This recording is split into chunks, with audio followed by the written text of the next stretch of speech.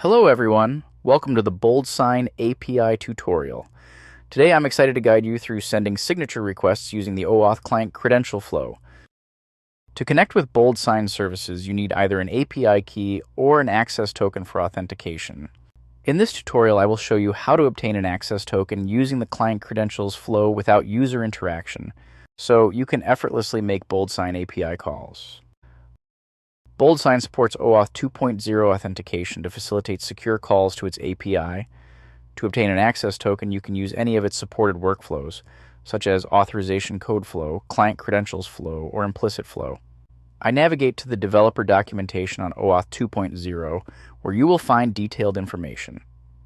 Next, I move on to the client credentials flow. Here, you'll find a list of request parameters along with their descriptions. The first parameter is the grant type, which should always be set to client_credentials when using this flow. The next parameters are the client ID and client secret, which are generated when you create your OAuth application. Finally, you'll need to specify the scope. The required scope for accessing the BoldSign API is available for review here. Additionally, you'll find code snippets to help you create access tokens in various programming languages.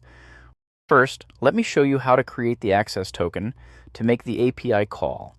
I have created a .NET Core web app and will create an API controller named OAuth. I add and map the controller in the program.cs file.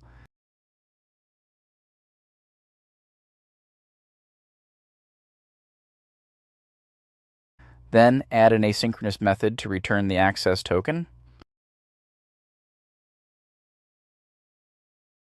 I copy the .NET code snippets for creating the access token and paste them here. I return the access token. The request parameters include the grant type, which is set to client_credentials, and the scope, which is set to allow full control over the document resources. Now, I need to set the client ID and client secret key. To create the client credentials, I switch to the BoldSign web app and expand the API section.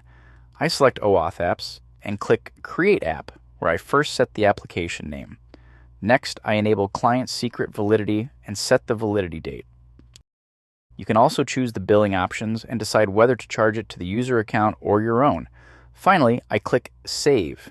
You can find the complete details that were filled in the dialog displayed here. The client ID and client secret key are generated. I copy these client credentials and set them to the request parameters.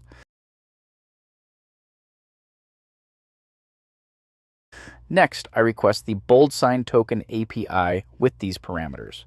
BoldSign validates the request and returns a response that includes the access token, expiry, token type, and scope. I set the access token to a variable.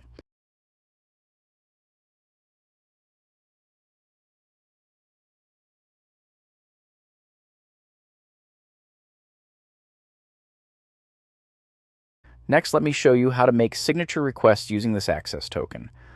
I create a sendDocumentAPI method.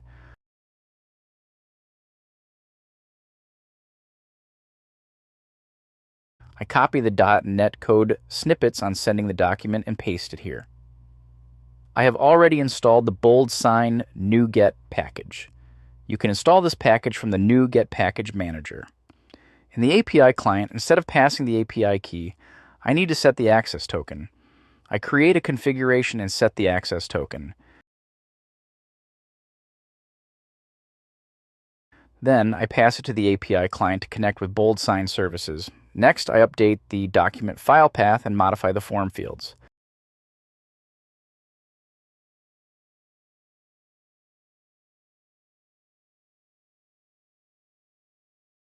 I then update the signer details and remove unnecessary properties.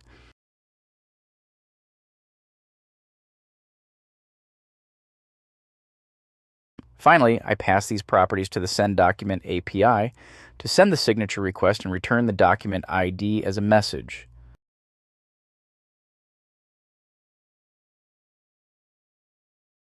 On the index.cs HTML page, I add a Send Document button. When you click this button, it triggers a request to the sendDocumentAPI, which I added. Upon receiving a successful response, an alert will display the document ID. I run the sample and click the Send Document button. An alert message with the document ID confirms that the document has been successfully sent for signing. Similarly, you can make other API calls using the access token. You can also check the document sent in the BoldSign web app. This flow will be easier in an organization, which needs to send out onboarding documents for its employees on hiring. It can also be automated using the HR account's client credentials. That's it. If you found this video helpful, don't forget to hit the like button and subscribe. Thank you for watching. Stay tuned to our channel for more BoldSign API tutorials. If you have any questions, feel free to leave them in the comments section.